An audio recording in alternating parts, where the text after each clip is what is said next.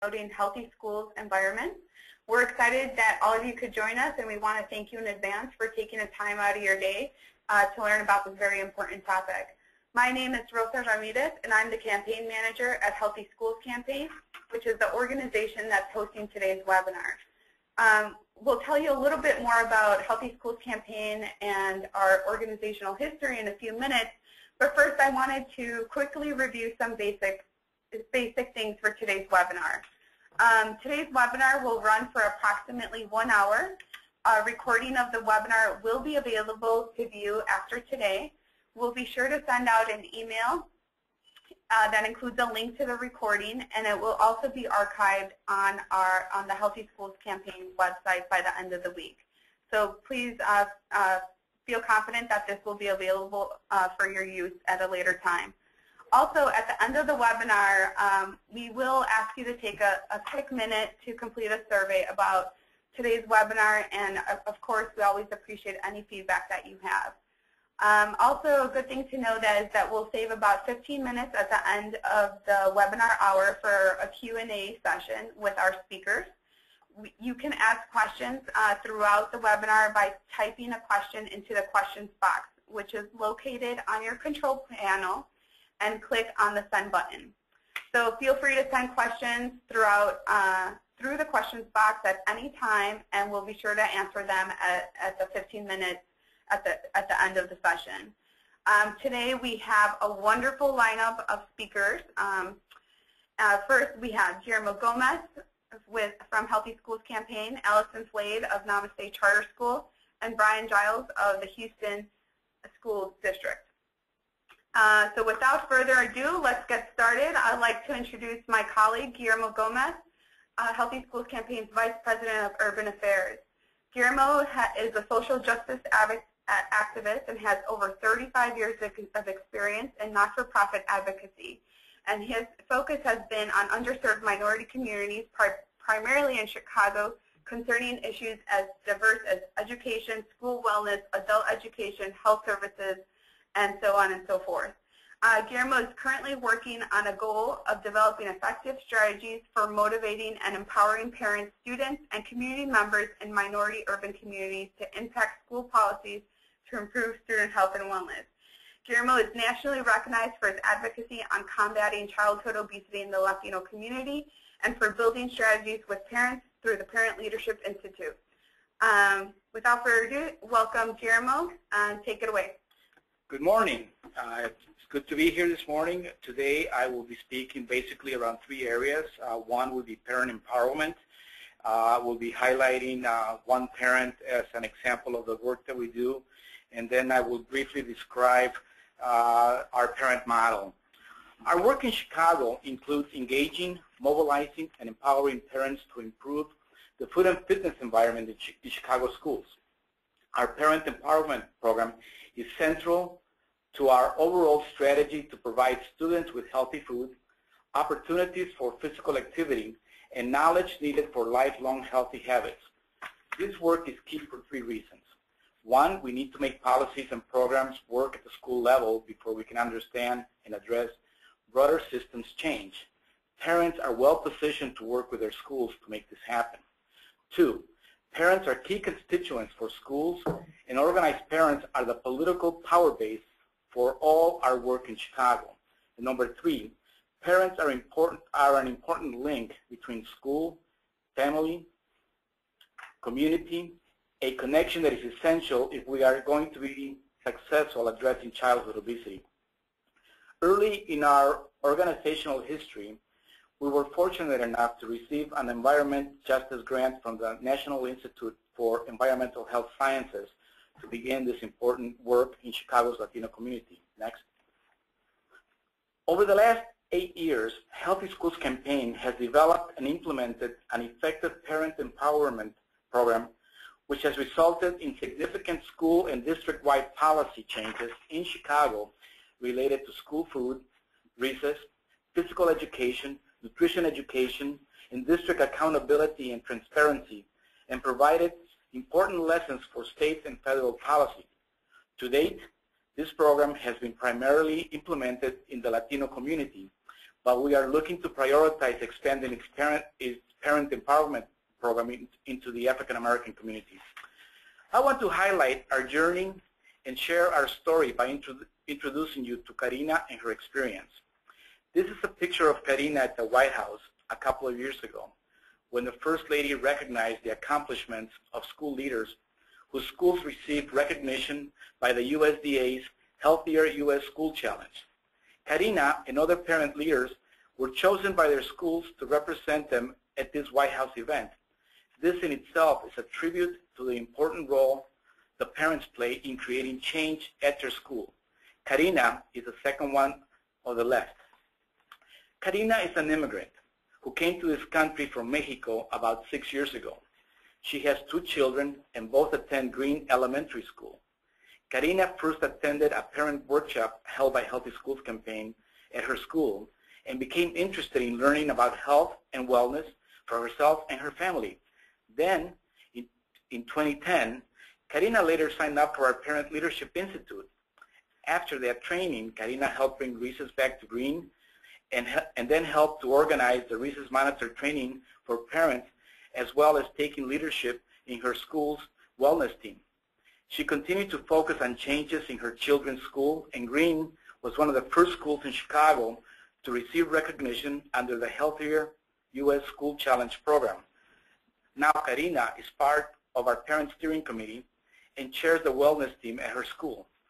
Karina has transformed from a shy parent to a charismatic parent leader. Next.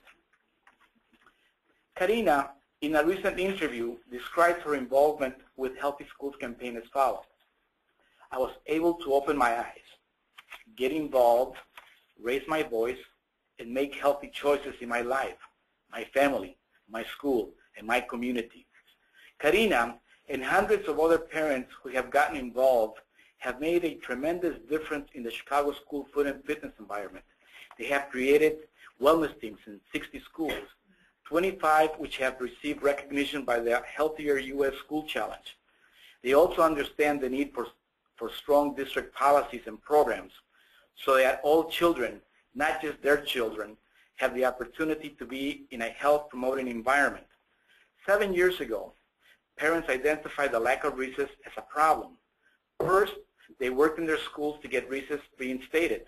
They then collected over 4,000 petitions, went before the Board of Education, and urged them to establish a task force to reinstate recess, which they did and which parents served on.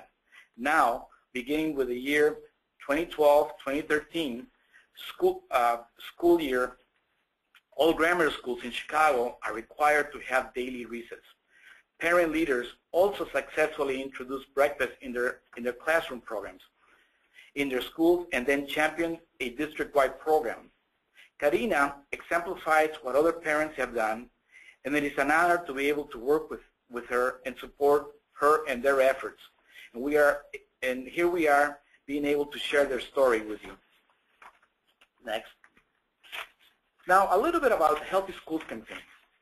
Healthy Schools works to ensure that schools can provide students with healthy environments, nutritious food, and opportunities for physical activity and experiences that support lifelong healthy habits. Here's some of the ways we do this. Next. We work not only to empower just parents, but principals, teachers, school nurses, and others so that they have the knowledge and skill to be change agents in their schools at the district level and to lend their voices to state and national policies. Next. In addition to advocating at the school and district level, Healthy Schools Campaign translates lessons learned from their work into state and federal policy recommendations. For example, at the state level and federal level, we are working on policies and programs to integrate health and wellness into school metrics and accountability systems after seeing the positive impact these policies had supporting school-level change in Chicago. Next. Policy change needs to go hand in hand with schools, community, and other systems in its ability to implement policy change at their level. Our work on recess is an excellent example of this. I mentioned our successful campaign to get recess reinstated. We are now looking at the infrastructure needs of schoolyards and are working to leverage green infrastructure funds to create Chicago schoolyards that can support healthy lifestyles. Next. Now, for our parent work, we use popular education framework for our parent empowerment program. Popular education empowers people who feel marginalized socially and politically to take control of their own learning and affect social change. The learning process starts with participants' own personal experience and uses a social justice frame to build on the knowledge and develop a common understanding and plan of action. I will explain briefly to you how we approach this popular education. Next.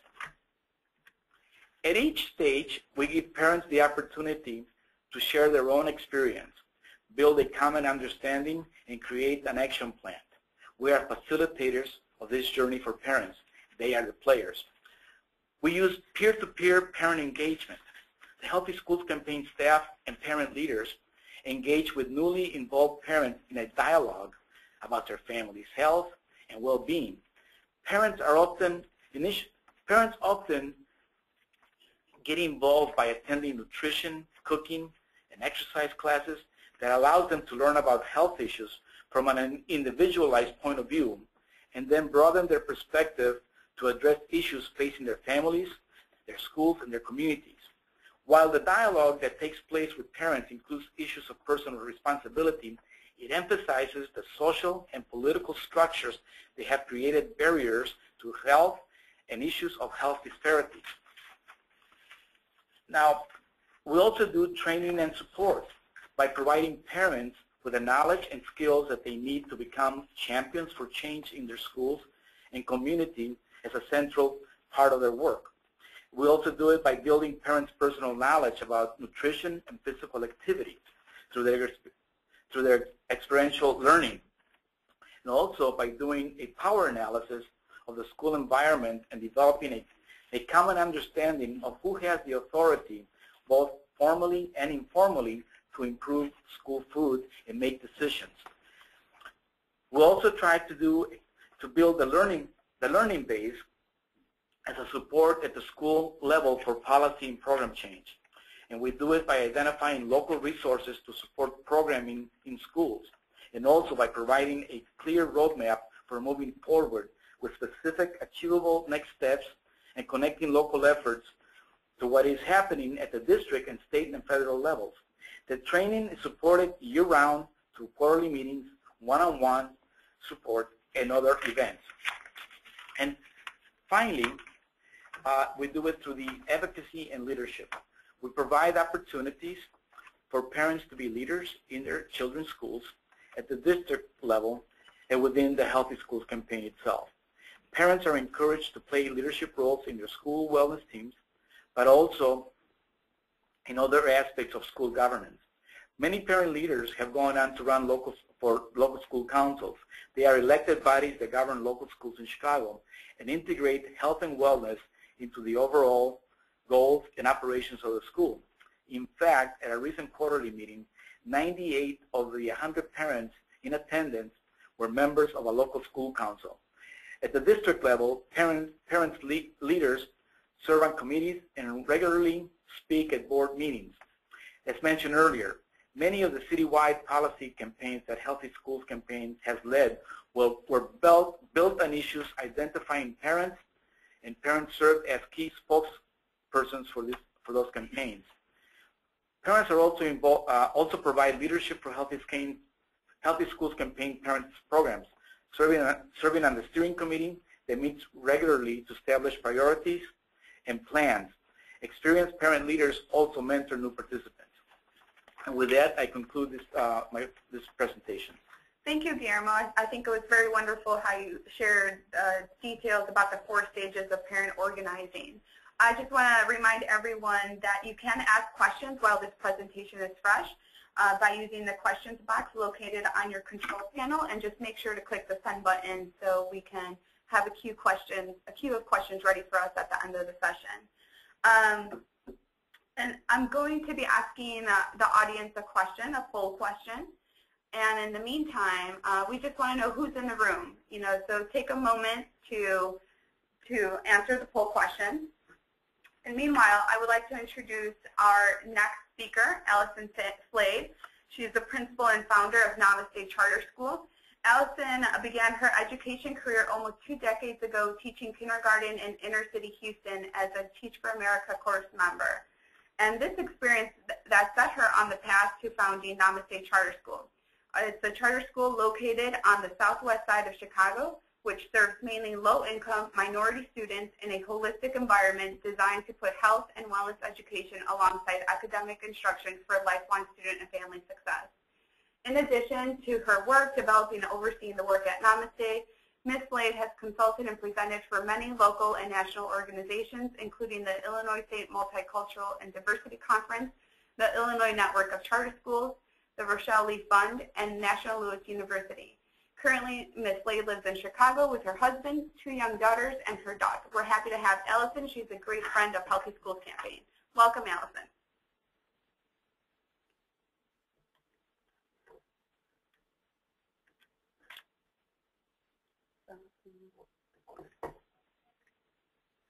So in the meantime, I think you guys are still completing the poll, and we asked who you are, and about 31% of the audience are advocates that are working in a nonprofit setting, and about 16% are parents, and an equal number of that, roughly 18%, are school staff members. So thank you everyone for answering. Great. Thank you so much, Rosa. It's wonderful to be here, and thank you so much to the Healthy Schools Campaign for including us in this webinar. As Rosa mentioned, I'm the founder and principal of Namaste Charter School, and Namaste was founded on the mission that health and wellness could help children achieve higher in their academic environments in school. And so cultivating family engagement and wellness has really been principal to our entire mission since we opened. Currently, Namaste serves 465 students in grades K to 8. Next slide. I'm excited to be here today because my goal for you is to introduce you to some strategies, some really specific on-the-ground strategies that we have used successfully at Namaste to engage parents in health and wellness programming over the past 10 years of our existence. Next slide. Guillermo really set this up nicely in talking about the importance of family engagement, but there are plenty of studies, including this study quoted here, that talk about how much more successful students are in school when their families are engaged. They have better social skills, they attend school more regularly, they have higher grades and test scores, and they go on to graduate from high school and go on to higher education at higher rates. Next slide. So Namaste Charter School really took this research and said, as part of our mission, we are going to make a series of promises. And most of those promises involve academic achievement and social emotional learning for our students. But one of our promises is around parent and parent engagement. And so our promise is that at least 90% of parents will participate in at least one parent program every trimester. And so we collect a lot of data, and we offer families lots of opportunities to be engaged in their child's education, and especially in the health and wellness programming that is so integral to our community. Next slide. Family engagement is extremely widespread at Namaste. I'm going to share a few very specific successes that are listed here so that if you're participating in the webinar, you can have some very specific strategies to go back to your schools and implement tomorrow or in the fall. Next slide.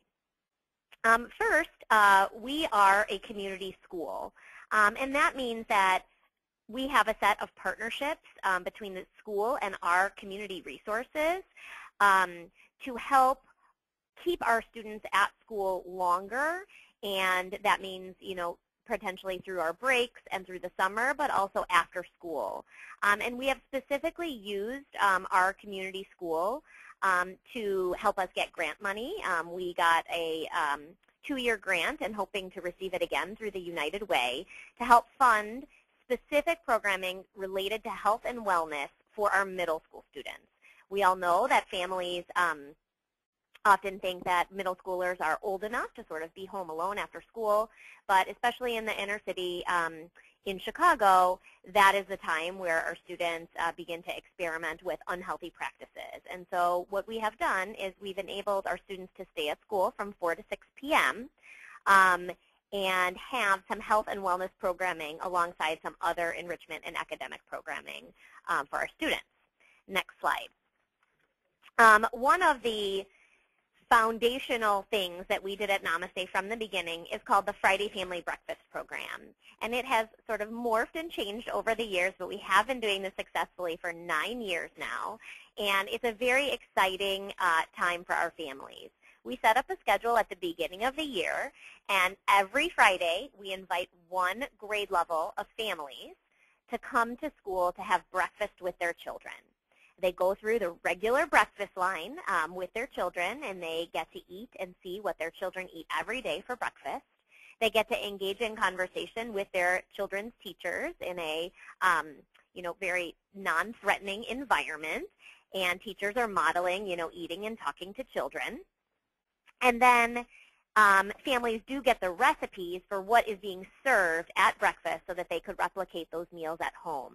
In addition, after the breakfast, we do have parents stay for about 20 minutes for a pride assembly or a very quick workshop on something related to their child's health and wellness. And by starting at 7:45 in the morning and having a schedule that we initiate at the beginning of the year, families can really make the effort to attend these 3 breakfasts per year for their grade and really experience the health and wellness of our school and also the pride that everyone has for going to Namaste together. So it's been really exciting. Next slide. This year, we started our health fair, and it will be an annual event. It was a really exciting Saturday, and the most exciting thing was every single thing that we did at our health fair was free to Namaste. We had wonderful partners like Walgreens that you see in this picture who came and did a variety of tests, including some diabetes testing, some cholesterol testing, and then our families got a variety of free information and free stuff, which always enables more families to come. We were also able to secure several food donations of healthy foods and have a food demonstration by a nutritionist. So that was very exciting, and we're looking forward to doing it again in September. Next slide. One of the big things that we know for our parents is that they need a lot of education on a lot of topics. So we have partnered, again, with another community organization called C4 to offer a parenting class. You can see our parents here getting their award at the end of the 8-week course, which is divided by age levels. So we do one for a 0 to 7-year-olds, parents of 7 to 12-year-olds, and then parents of 12 to 16-year-olds. And we do teach this class in Spanish. And I think the most effective use of this workshop is that we do provide daycare during the workshop. So it's from 5:30 to 7:30 in the evenings. And families come and bring their kids. We do serve dinner to both groups and have childcare so that families can really deeply engage in the content of the workshops. Next slide. In addition to providing them the education to help their children be healthier and more engaged in school, we need to provide them the opportunity to apply what they have learned in their own lives. And so we created Commit to Be Fit 2 years ago, and it is a parent exercise club. The families get to use our fitness center, and we partner with the YMCA, and they send us a fitness trainer for 1 hour every week or twice a week, and they do an exercise class for our families. We do it first thing in the morning and also have a second option in the evening for families. And it's been a really great opportunity for families to come in a non-threatening environment to and sort of not be embarrassed with their colleagues while their children are in school to actually partake in exercise. And then they are definitely more able to do those exercises and replicate those things in their homes with their children. Next slide. The next strategy that we use is a partnership with an organization called MEND, Mind, Exercise, Nutrition, and Do It. It is also a free program, and it specifically targets children who are overweight and obese, which in Chicago is a very high proportion of students ages 7 to 13. Also a 10-week-long class. It has a separate program for families and for children that runs concurrently, and then children and families join together during the last hour. The idea is that these children specifically need targeted work on specific skills, and so that is what is done, and you can see them in our fitness center in that bottom picture on your slide. Next slide. Guillermo talked a lot about this as well, but we have formed what we call SHAC, our School Health Advisory Committee, and it's a committee of teachers, parents, and school leaders that work to implement Namaste's wellness policy. It's really great that Chicago as a district and Namaste as an individual school have a very robust written wellness policy, but we all know that the devil is in the details, and implementation of that wellness policy is what really matters for students and families. And so this committee particularly works on looking at elements of the wellness policy that they can facilitate through specific activities.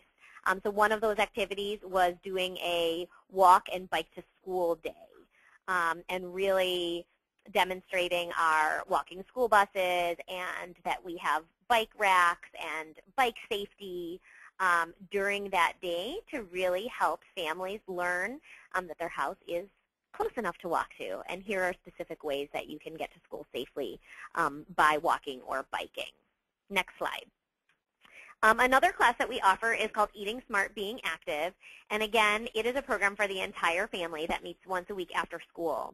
This is a partnership through a local university. We use the University of Illinois at Chicago, and again, another thing that is totally free to the school. So if you're from somewhere else in the country, think about a local university that potentially would have students that would want to engage in doing their practicum hours, doing these kinds of classes. And it's been really successful. Again, we have found that when we give a certificate or an incentive at the end of a course, parents are more likely to come more often to the course. Next slide. One of the most exciting things that we do is our farmers market. We do partner with our food service vendor and one of our produce vendors called Castro Foods. And they help us by having twice a year farmers markets that are low-cost produce. They're very ripe, and so they're things that might not be able to be sold anyway. And children come during their lunch and recess. We invite the family and the entire community to come to our parking lot and get low-cost produce. And it's probably one of the most gratifying days of my year to walk outside onto the playground and see kids like so excited to eat a ton of strawberries and share them with their friends. We've had families comment that they've given their children $5 to buy produce at school, and then they come home and they cook with that produce. So it's also been a family engagement opportunity as well. Next slide. One of the things that we do as not an individual thing, but is something that is ongoing for our school, is we have a newsletter that goes home every week. And what we've done is we have a little corner on the back that's right next to where we acknowledge students for being wonderful in our school, and we call it our Health Corner. And we highlight healthy tips for families and something that families can do at home. So it's not only a notification of what is going on in the school, but it's something that we get off of a website like kidshealth.org or something like that, where families can get a little nugget of information that they can then use with their families. And that's always related to something health and wellness related. Next slide. We have transformed our parent-teacher organization meetings into a fun and healthy interactive games night. We serve healthy snacks, and you see the kids playing Twister there. We teach families how to do interactive things with their children so that they're more active at home instead of potentially watching TV or playing games on the computer and that kind of thing, so that families are really learning games that they can then implement in their homes. Next slide. Those were a lot of things. Obviously, those are just some of the things that we do, but those are very specific strategies that we use and have been successful in cultivating family engagement on our health and wellness mission. Things that we've learned, advertising is really important. We have to communicate with families on different levels. So we have an email version of our newsletter that goes home to families, but we also print our newsletter for families that don't have email. We do signs in our lobby. We have children go home with things that they have to ask their parents and come back with. We give incentives to classes that have the most participation in different healthy events that we have. Secondly, opportunity is crucial, providing families with a variety of events to be able to attend. So some families might not be able to attend an 8-week course, but they might be able to come to a once a trimester family breakfast, and really helping to identify the individual things that will help each family engage in the way that they can get engaged. Next, I mentioned a couple of partnerships that we have, but partnerships have been crucial to our success in this area. You can't do everything on your own, and it is really been exciting for us to see how many free resources there are available for us to take advantage of, and then also to have our families take advantage of in our community. Frequency. We provide regular events for families that they can expect and plan for. In one trimester, we have like around 60 days in a trimester, and we have about 50 family events every trimester.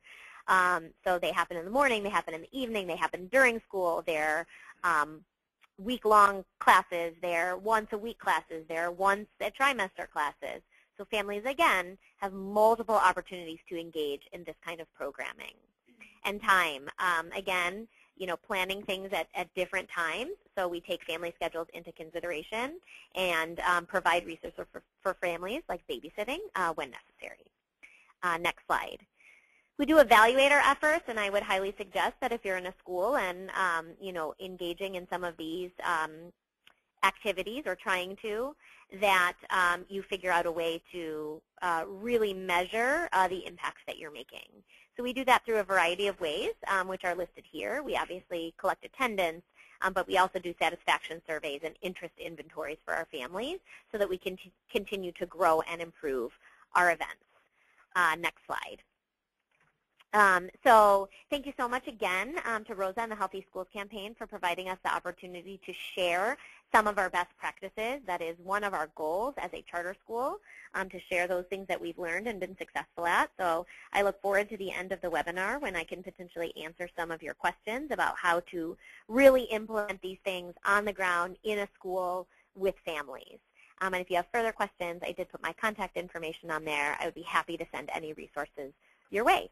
Thank you so much. Thanks so much, Allison. I think it was just really great, the breadth and scope and the multiple points of entry families can engage with you. Thank you. You know, again, I want to remind everyone while it's fresh, please enter your questions in. In the meantime, I have a poll for the audience again, and I understand we have several nonprofits, but also school staff members. So the question is, are policies and procedures in place in your school or the schools you work with to maximize parent engagement in the school's wellness activities and programs?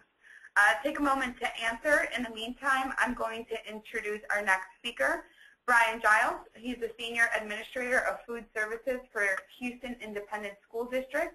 Bryan currently works as Senior Administrator for the School Meal Program for Houston Independent School District. In his current role, he directs food services in the 7th largest public school system in the United States, and it serves over 202,000 students across 301 square miles. He has over 13 years of experience working at 8 different school districts in Utah and in Texas. And Bryan recently received a bronze medal by the Jefferson Awards for Public Service for his work in organizing and promoting efforts to improve child nutrition and wellness within the Houston School District and the broader community. Here is the results for our quick poll. I think most of us, it's a work in progress, so we're working on, making sure family engagement is an integral part of our school day, and roughly yes and no are about equal. So, Bryan, we want to welcome you. Take it away. Thank you very much, and hello everybody from sunny, hot, humid Houston, Texas. I'm thrilled to be here and hopefully can share some information with you all. Of course, admittedly, I'm speaking from the perspective of a large urban school district and sort of a district-wide initiative, but hopefully the information I give you today will be just as applicable in small communities and small environments, small groups. Next slide. So I'd like to talk a little bit today about our Parent Advisory Committee, which we call affectionately the PAC. We recognize, as you see on the slide, Houston has a lot of varied interests. We recently surpassed New York City as the nation's most ethnically and culturally diverse city in the U.S. And so even if you aren't a Houston or a New York City, you obviously have still a lot of diversity in thought, opinion, needs, backgrounds, all of those things within your community. So really the purpose of our Parent Advisory Community is to represent that diversity and also enable committee members to gain access and also communicate and promote good information for their communities. And finally, recognizing that overall health and wellness advances in a large or small community has to involve the community. It can't simply be a top-down mandate. And so working with committee members, and these committee members are parents, to gain support for our vision and mission and collectively form that vision and mission is really critical. Next slide. So I just wanted to highlight, just for a few minutes, how we structure this Parent Advisory Committee. In Houston, we have a Board of Education that is comprised of 9 members. Each of them are allowed to, given essentially 5 slots. They can nominate 5 representatives per board member. Critical thing that is included for each member is an orientation meeting. We sit down one-on-one with those new members of the committee and educate them about what the committee is, what we're trying to do, what the focus has been, and also get a better feel for what priorities they feel they want to address. We have monthly meetings during the school year. When we first started, we were meeting once every quarter, and it was not working as well. We found that it was a much better approach to engage parents, and especially the kind of passionate parents that would want to dedicate the time and effort to be part of a committee like this. It was important to engage them on a much more regular basis. We rotate meeting locations. We want to make it interesting, and so one of our favorite things to do is actually hold meetings at a school and be able to give parents the look and feel of what we're trying to do in schools from a nutrition perspective. The meetings are facilitated by our food service management staff, various subject matter expertise. We have elected to not have committee officers, so I'm sure many of you have been part of committees where they had a chair or vice chair. We have elected not to do that, and instead constitute the committee as formally as an advisory committee. We want these parents to walk hand in hand with us as trusted advisors. And then obviously critical to the success of a committee is to have a predetermined agenda for each meeting. We don't want to waste time talking about things that are not important. Next slide. So one of, I think, and through my experience, and certainly here in Houston, we've found through our experience, is that the number one reason for failure of a committee, and a committee with very good intent, most likely, is that a committee simply exists either to sort of stem some angry voices in the community, right, to hush people who want to make noise, or to simply do what I call an information dump, right? Simply put information in the laps of parents or community members, and that's essentially the purpose of the committee. We have opted to do something a little different. We structure our agenda in 3 different ways, where we allot time for output, certainly, communicating information, updates, general items of interest to those committee members. But the bulk of our agenda includes 2 more approaches, and the first one is input. We spend a significant amount of time during each meeting gaining feedback, whether it's through taste testing, whether it's debating the merits or non-merits of chocolate milk, for example. I mean, there could be any number of subjects that we discuss, but we want to really engage in productive conflict. We want to engage in productive conversation through that input session. And finally, involvement.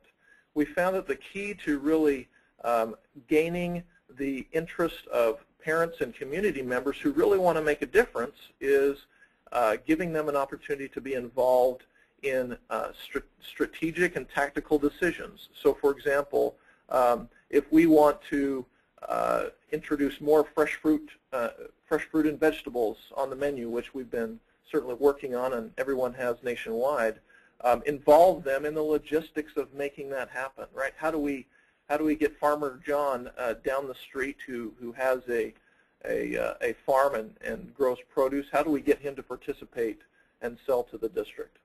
Next slide.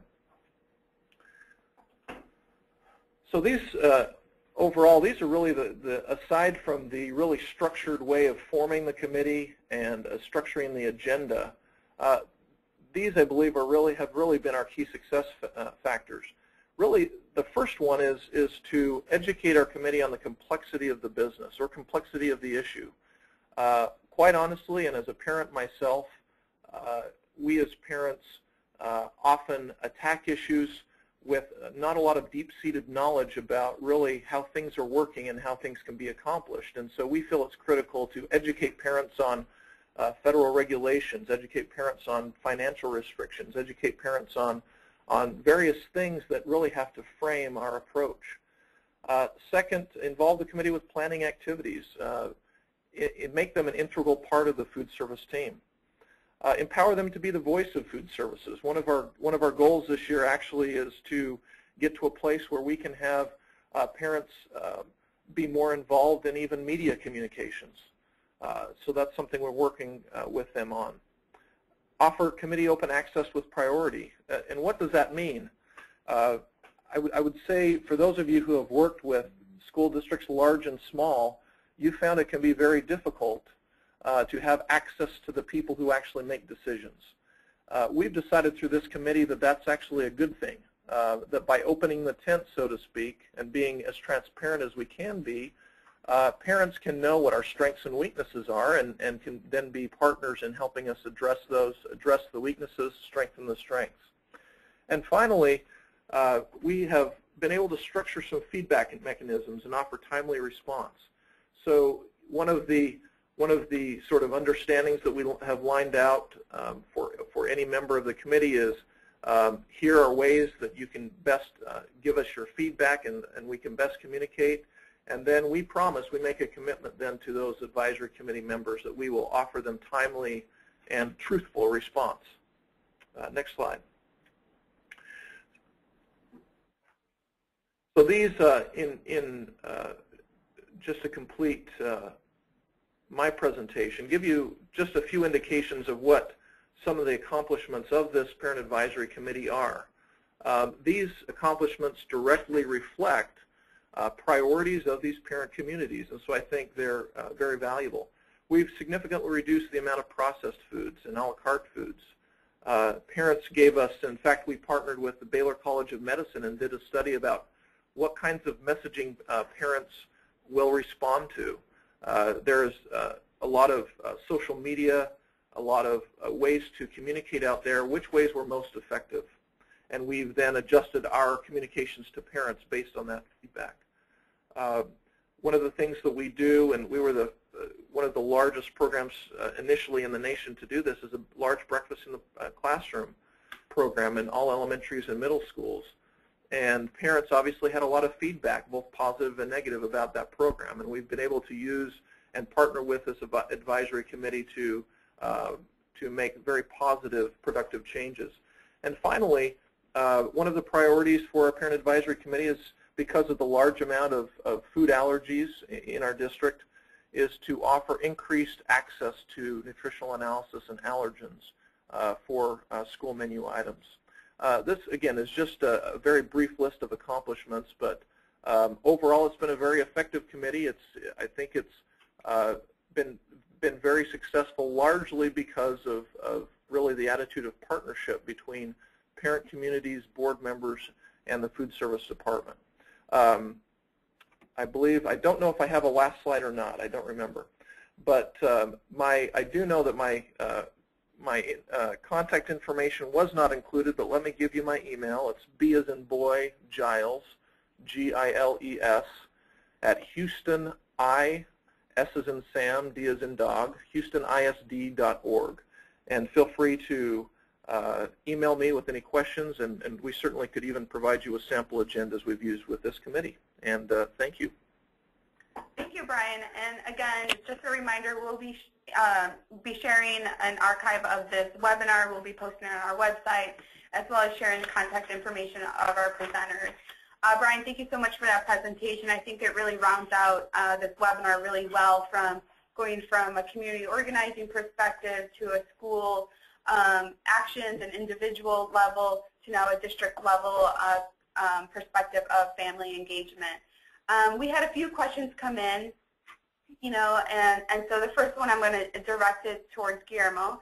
And they wanted, there's an audience member that wanted to know how the Parent Leadership Institute actually works. What's the structure? All right. Basically, the Parent Leadership Institute is it's a training program, 16-hour parent training that we do each year. We've done it for 7 years, and we bring in parents that have shared some interest in working within the school wellness teams at their schools.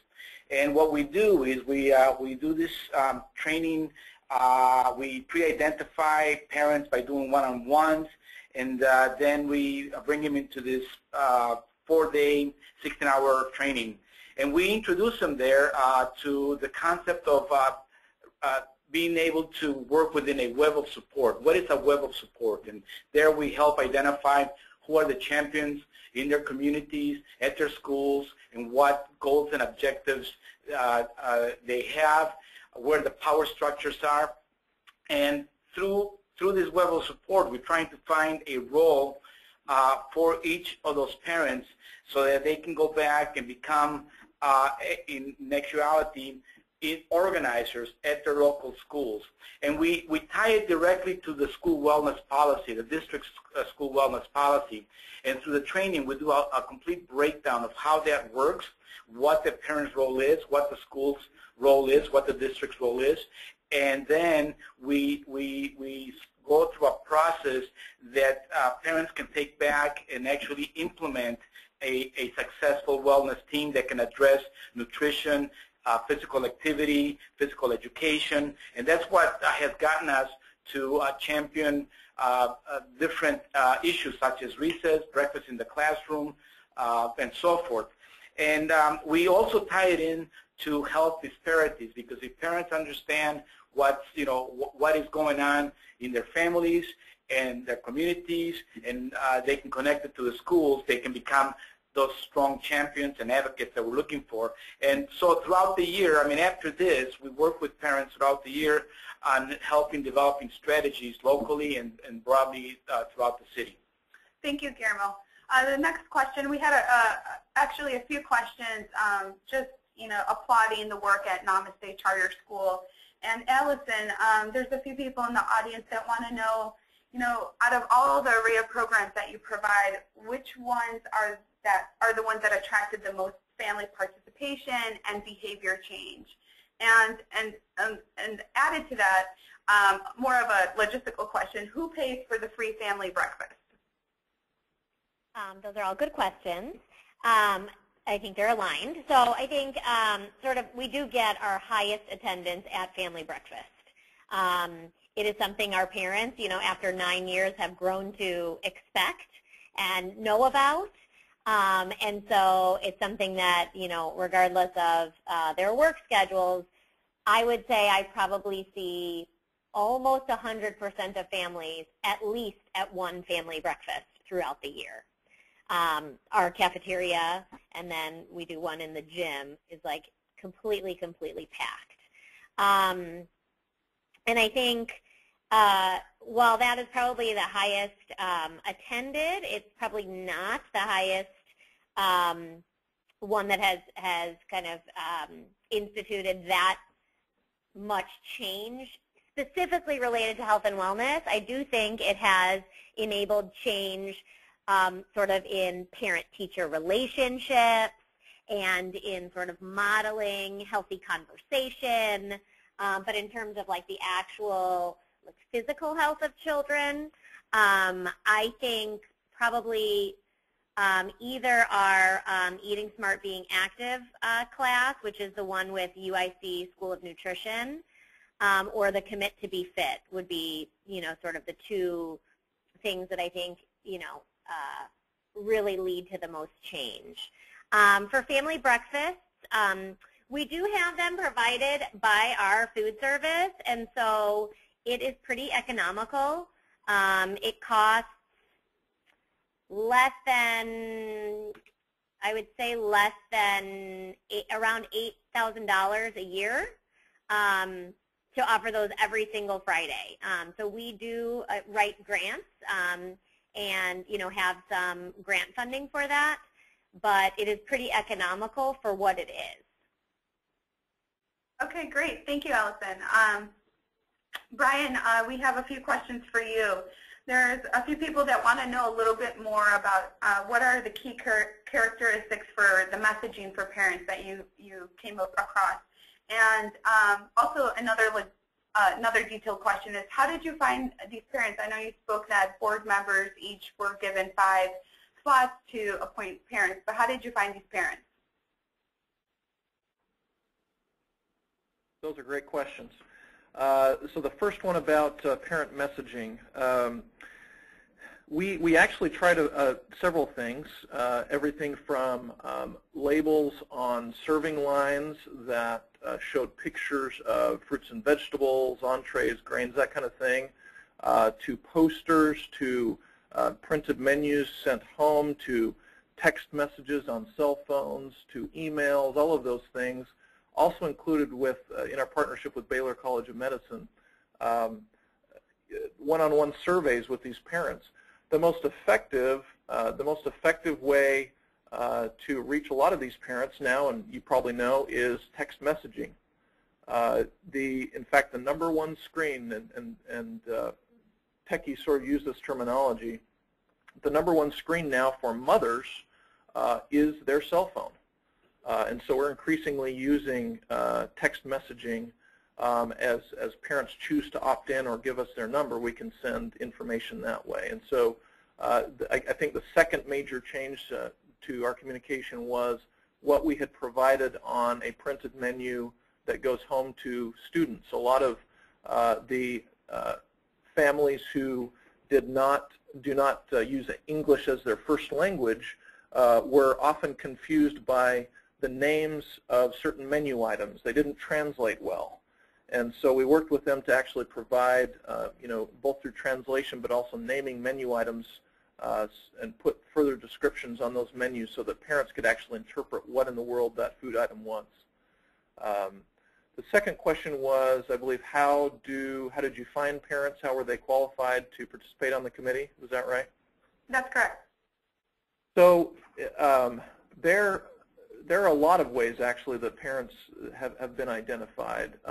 They're frequently our board members hold regular town hall meetings in the communities, and it's very easy, I'm told, from these board members to note and to see the parents who are very active and passionate specifically about certain subjects, you know, food in my example. And so that's an avenue that board members use to say, you know, you're so passionate about this subject, we have an advisory committee that can actually use that passion and use that feedback to do good things, and they'll nominate them that way. We also, from a food services perspective, we come in contact with a lot of both email, phone, personal interaction, any number of or ways of interacting with parents that we come across individuals who really want to participate and be active in students' nutrition at school. And so we then will take that parent's information and forward it to the board member as a recommendation. So I'd say those would be the primary two ways we identify parents. Okay, thanks so much, Brian.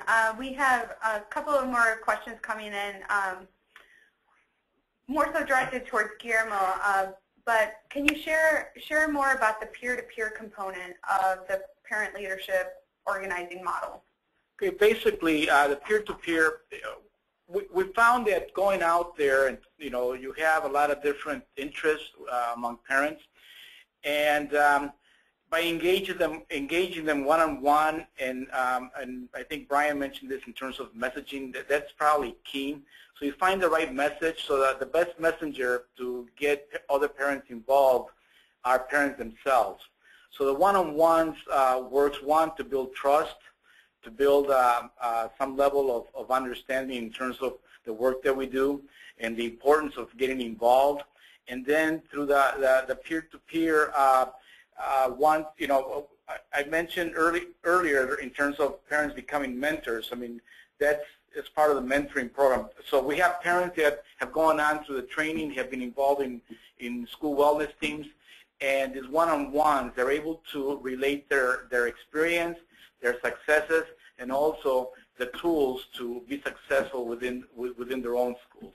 And for instance, last night we went to a meeting out in the African American community. We had Latinos and African American parents exchanging ideas in terms of how they work at their local schools and how they can integrate some of the strategies that are happening, that are being successful in the Latino community, also in the African American community. So that's basically what we say what we mean when we say peer-to-peer. That's they're the best messengers. Perfect. Thanks so much, Guillermo. And now our last and final question, and this is for all of our speakers today. How much can you realistically expect from parents or families in the form of volunteering? Is there such programs like breakfast in the classroom or serving on wellness teams, coming out and helping host one of those Friday breakfasts, or serving on this district-wide committee? And I think what this question is getting at is, how much commitment can you expect from parents that are essentially, already committed in so many ways in other aspects of their lives? I don't know who wants to go first, but I'll go first. I mean, that's a really good question in terms of commitment. The way we frame it is that parents have a stake in their child's future, on whether the child is going to be healthy or whether they're going to be successful academically. So they have an investment.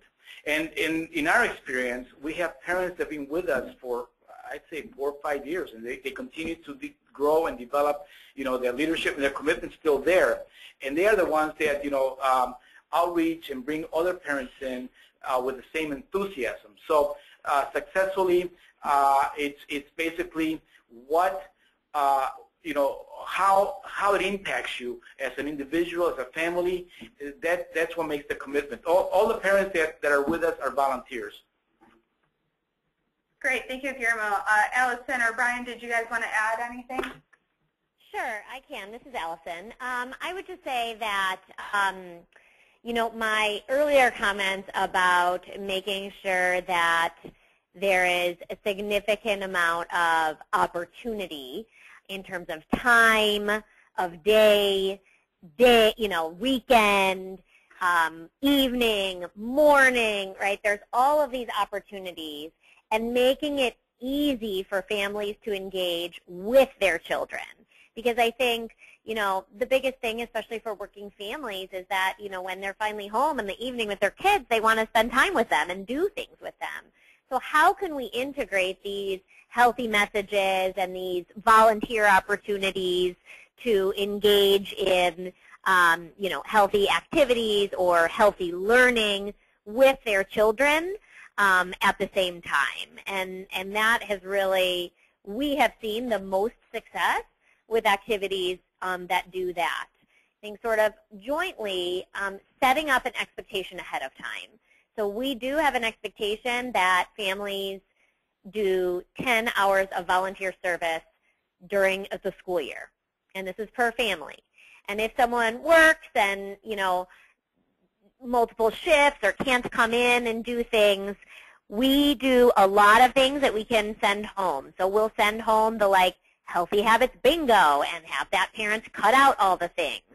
And so while that's not, you know, super engaging in terms of, you know, changing their behavior, it is exposing them to A, you know, serving your community, and B, the things that your child's school is doing to increase healthy habits at home. Thank you, Allison. Yes, and I would echo what Allison and Guillermo have said as well. One of the key things that I have seen as a parent is it's so critical that parents have information that they can act on. So whether that's developing the habit of always, you know, following up with their kids at mealtime to say, did you choose a fruit or vegetable with that? I mean, very simple building blocks for conversations for healthy behaviors. That information, again, I think I'm not alone as a consumer. When you go in the grocery store, there are so many ways to interpret what is healthy or good for you, and everybody has their spin on it. So to arm parents with experiences, to arm parents with information that they can actually use and put in practice very easily, I think easily has the most impact. Thank you. I think that was all, you know, great advice to our audience members, and I know for sure I've learned a lot during this 1 hour with you all. I want to extend, you know, a heartfelt thank you to our speakers, Guillermo Gomez, Allison Slade, and Bryan Giles. Thank you so much to you for listening in. We will be having another webinar next Tuesday that will be focusing on engaging parents in school food. So we'll get to dive in a little deeper on some of the issues we spoke about today. Again, we will have this webinar and the PowerPoint and all the contact information for our speakers posted on our website as well. We'll be sending it to you via email. Thank you so much, and we hope to see you next week. Thank you.